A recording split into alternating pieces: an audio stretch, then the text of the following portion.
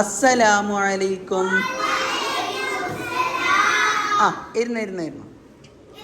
മിഞ്ഞാന്നത്തെ ചോദ്യത്തിൽ ആര് ജയിച്ചത്? അപ്പൊ ഇന്നത്തിൽ ആര് ജയിക്കുന്നത് നമുക്ക് നോക്കാവേ. ഇൻഷാ അല്ലാഹ് പറയും. ആ അപ്പൊ എന്തെന്ന് വെച്ചാല്, ഒരു സ്കൂള്, നേരെ മനസ്സിലായിക്കോ, ഒരു സ്കൂള്, ആ സ്കൂളില് കുറേ പിള്ളേരുണ്ട്. പിള്ളേർ എങ്ങനത്തെ എന്തല്ലോ, ആന, കുതിര, കൊതു, പിന്നെന്ത്, ഉറുമ്പ്, അങ്ങനത്തെ എല്ലാം മൃഗങ്ങളാണ് എന്ത് ആ സ്കൂളിലുള്ള പിള്ളേർ. അങ്ങനെ ടീച്ചർ ഒരു ദിവസം പറയുന്നത് എന്ത്, നമുക്ക് സ്കൂളിൽ നിന്ന് ട്രിപ്പ് പോവാന്ന് പറയുന്നത്. എടുക്ക്, വിസ്മയക്ക് ട്രിപ്പ് പോവാന്ന് പറയുന്നു. അങ്ങനെ ട്രിപ്പ് പോവാൻ കഴിഞ്ഞു.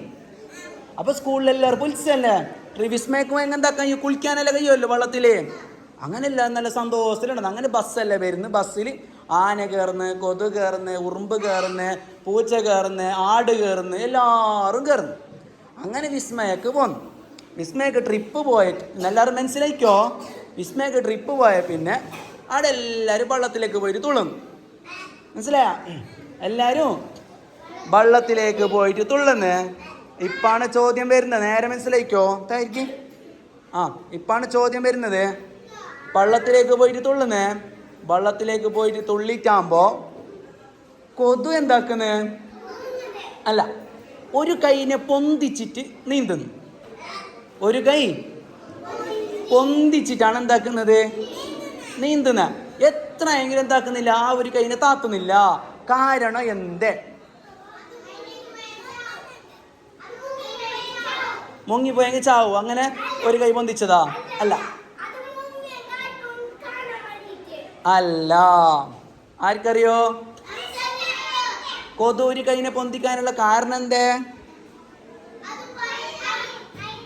വെള്ളത്തിൽ നീന്തും, എല്ലാവരും രണ്ട് കയ്യിൽ നീന്തുന്നുണ്ട്. കൊതു എന്താക്കുന്ന ഒരു കയ്യിൽ ഇങ്ങനെ പൊന്തിച്ച് നിന്ന്. കാരണം അറിയല്ലേ, കൊതു നീന്തുന്നുണ്ട്, ഒരു കയ്യിൽ നീന്തുന്ന, ഒരു കൈ പൊന്തിച്ചിട്ട്. നീന്താൻ അറിയൂ, അതിനോടല്ലേ നീന്തുന്ന. അറിയോ ആയിരിക്കെങ്കിൽ? അറിയോ? ഇല്ല. ഉസ്താദ് പറയട്ടോ, എന്തറിയോ പറയുന്നേ? പറയട്ടോ. എന്തില്ലെങ്കില് കൊതുയില്ലേ ഒരു കൈനെ പൊന്തിച്ചതിന് എന്തേന്നറിയോ? ആ കൊതുവിന്റെ കയ്യിൽ വാച്ച് ഉണ്ടായി. അപ്പൊ വാച്ച് വെള്ളത്തിലേക്ക് പോയെങ്കിൽ എന്താവും? വാച്ച് പോവല്ലേ? അതിനോട് എന്താ ഒരു കൈ പൊന്തിച്ചിട്ട് കൊതു എന്താക്കിയത്? നീന്തിയത്. കോമഡി ആയിട്ടേ ആയിട്ടേ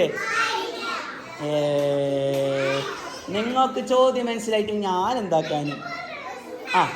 ഇനി ഇൻഷാ അല്ലാഹ് നാളെ. അസ്സലാമു അലൈക്കും.